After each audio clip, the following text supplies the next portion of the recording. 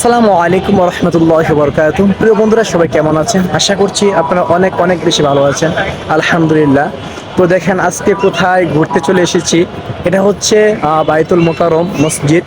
আর এই মসজিদে আমি বিকেলবেলা এসেছি। আসার পর মানে এখানকার সৌন্দর্য যে দৃশ্যটা আমি সেটা দেখতে পেলাম। মানে জাস্ট আজকে আমি প্রথম দেখলাম, কিন্তু এর আগে আশেপাশে এসেছে, কিন্তু এখানে আসার সৌভাগ্য আমার হয়নি। কিন্তু আজকে আল্লাহ তাআলা এখানে নিয়ে এসেছে, তো ভাবলাম তো আপনার সাথে শেয়ার করি। আর স্পষ্ট দেখা যাচ্ছে না, তো দেখেন এখন কিন্তু মেঘলা আকাশ, এই জন্য মানে ক্লিয়ার দেখা যাচ্ছে না। তারপরে চেষ্টা করছি মানে এটা আমি আপনাকে সুন্দর দেখানোর জন্য।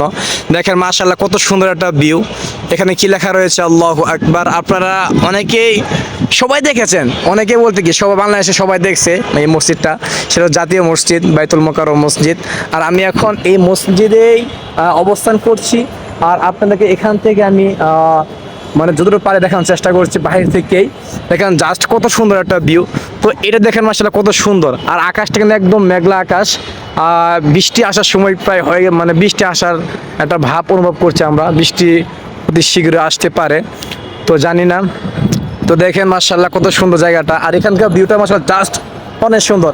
আর এখানকার ওয়েদারটা আর বেশি ভালো হতেছে এই জন্যই, কারণ এখন মেঘলা আকাশ। যদি একটু সূর্য থাকতো তাহলে আর একটু ভালো লাগতো, কারণ এখানে আর পরিষ্কার দেখা যেত। তো প্রিয় বন্ধুরা, সবাই ভালো থাকবেন, সবাই সুস্থ থাকবেন। আসসালামু আলাইকুম।